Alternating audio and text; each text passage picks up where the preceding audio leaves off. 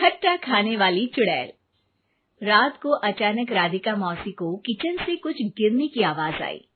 उन्होंने बाहर निकल के देखा तो किचन में उन्हें कोई सफेद साड़ी में दिखा। वो चीख पड़ी, हे भगवान, आलतू जलाल तू आई भला को टाल तू, आलतू जलाल तू आई भला को टाल तू। राधिका मौसी को चीखते सुनकर श्रवण बाहर आता है भागते हुए। अरे माँ, क्या हुआ? क्या देख लिया? दादी माँ आ गई क्या सपने में? अरे बेटा, रसोड़े में देख तो कौन है? श्रवण रसोड़े में झांक कर देखता है और उसे कोई नहीं दिखता अंदर। अब रसोड़े में तो कोई नहीं है माँ। कोई सफेद साड़ी में नहीं है क्या? नहीं माँ, कोई भी नहीं है। चिल्लम चिल्ली की आवाज सुनकर काजल भी वहां आ जाती है। अब क्या हो गया माँ जी? अरे बेटा, रसोड़े में एक चुड़ैल थी सफेद साड़ी में। अरे क्या कर रही थी वो अंदर? अरे बताया नहीं, कल आएगी ना तो पूछ लूंगी। चुड़ैल जी, आपका क्या प्लान है? माँ जी, रात बहुत हो गई है, आपने कोई बुरा सपना देखा होगा, चलिए सो जाइए। राधिका मौसी सोने तो चली जाती है, पर उनको रात भर नींद ही नहीं आती। वो कुछ भी उलझुल बातें सोचने लगती है। कहीं चुड़ैल की वजह से तो घर में टेंशन नहीं हो रहा, कहीं उसी की वजह से तो वो दादी नहीं बन पा रही। सुबह जब राधिका मौसी रसोड़े में छानबीन करती है तो पाती है कि नींबू का अचार गायब है। चुड़ैल नींबू का अचार ले गई, मुझे तो ठीक नहीं लग रहा कुछ। चुड़ैल को भी पता है कि जिंदगी का असली मजा तो खट्टे में ही है। राधिका मौसी झट से श्रवण को फोन कर देती है। बेटा, मुझे समस्या समझ में आ गई है, हमें एक तांत्रिक की जरूरत है। अरे क्या बोल रही हो माँ, तांत्रिक की क्या जरूरत है? आप पूजा पाठ तो कर ही रही हो ना। आलतू जलालतू मंत्र सारे फालतू जैसे कुछ मंत्र पढ़ो, चली जाएगी अपने आप चुड़ैल। अरे नहीं बेटा, कभी चुड़ैल को कम नहीं समझते। अरे तुझे पता भी नहीं चलेगा कि कभी वो छल करके काजल की जगह घर की बहू खुद बन जाएगी। क्या माँ, कुछ भी बोल रही हो? कहाँ काजल और कहाँ चुड़ैल? वैसे एक बात बताओ, काजल को अगर गाने के लिए बोल देना तो चुड़ैल काजल की आवाज सुनकर घर तो क्या धरती लोग छोड़कर चली जाएगी। तुम ना पढ़े लिखे बच्चे हर चीज को मजाक समझते हो। तुम रहने दो, मैं खुद ही तांत्रिक को बुला लेती हूँ। अच्छा सुन, शाम को इमली लेके आना। क्या है कि चटनी खाए बहुत दिन हो गए है ना? नहीं माँ, इमली तांत्रिक से ही मंगवा लो ना, आटा वगैरह भी उसी से पिसवा लेना। देखो मुझे काम करना है। श्रवण रात को कई तरह की सब्जियों के साथ माँ के कहने पे चटनी के लिए इमली भी ले आया था, लेकिन राधिका मौसी के दिमाग में अलग ही फिल्म चल रही थी।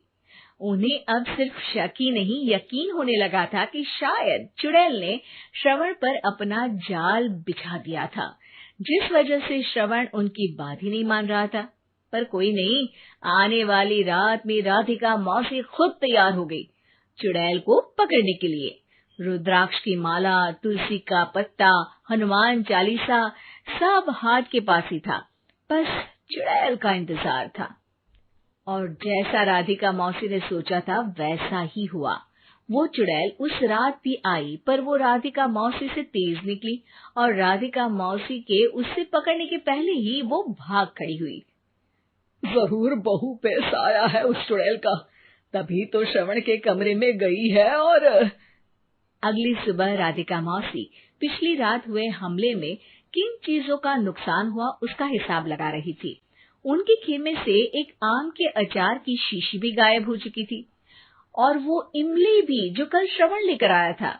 राधिका मौसी इस बारे में सोच ही रही थी कि श्रवण जल्दी से रसोड़े में आकर दवाइयों की पोटली ढूंढने लगता है। अरे बेटा, क्या हो गया? अब माँ, वो काजल की तबीयत खराब है, बहुत घबराहट हो रही है उसे। हे भगवान, मैंने पहले ही कहा था कि तांत्रिक को बुला लेते हैं, पर नहीं, अब देखो उस चुड़ैल ने काजल को अपने वश में करना शुरू भी कर दिया है। हालांकि श्रवण भूतों में विश्वास नहीं करता था, पर अब वो भी डर जाता है। और राजी हो जाता है एक तांत्रिक को बुलाने के लिए। कुछ ही घंटों में तांत्रिक आ जाते हैं और राधिका मौसी तांत्रिक जी को सब बता देती है। घोर संकट, घनघोर संकट, चुड़ैल को मारू जोर चाकट, ओम भट स्वाहा खटखा के आहा। अरे ये क्या मंत्र है? मेरे खुद के ओरिजिनल मंत्र है, कल रात को ही लिखे हैं, अच्छे लगे तो दाद चाहूंगा। एक और मंत्र सुनो। अर्ज किया है आब्राकडाब्रा, दिल्ली बम्बई आगरा, चंदा मामा सोरले सुरन मामू जारा। ये मंत्र है? अरे कोई 40 वाली सा पढ़ो ना। वक्त कम है, 40 नहीं पड़ेंगे, 20-25 में काम चलाना पड़ेगा। अलग निरंजन जाके लंदन, मुफ्त का मंजान घिस मेरे नंदन। अरे जल्दी करो तांत्रिक जी, जल्दी करो। तांत्रिक अपने उल झलूल मंत्र पढ़ने लगता है। श्रवण को तांत्रिक पे शक होता है। वो अपने एक डॉक्टर दोस्त को कॉल कर देता है ताकि कोई अनहोनी हो तो इमरजेंसी में चीजें मैनेज हो जाए। तांत्रिक धुनी रमाता है, जिसकी वजह से कमरे में काफी धुआं हो जाता है और जिसकी वजह से बहू की घबराहट बढ़ जाती है। अब भागेगी चुड़ैल। हाँ। बहू खांसते हुए धुएं से बचने के लिए बाहर चली जाती है। अरे भाग रही है, भाग रही है। पीछे पीछे श्रवण भी जाता है।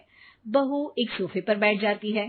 तभी डॉक्टर दोस्त आ जाते हैं और श्रवण को पानी लाने के लिए कहते हैं। थोड़े चेकअप के बाद डॉक्टर कहते हैं, मेरे हिसाब से जाप का काम पूरा हो गया है। क्या मतलब? अरे कुछ भी नहीं माँ, कोई चुड़ैल नहीं है, खुशखबरी है, अब दादी बनने वाली है। मगर वो सब अचार के डब्बे। श्रवण दोनों अचार के डब्बे अपनी माँ को दिखाता है, जो कि उनके बिस्तर के नीचे छुपे हुए थे। आपने सही बोला था माँ, वो चुड़ैल काजल ही थी जो खट्टा खा रही थी।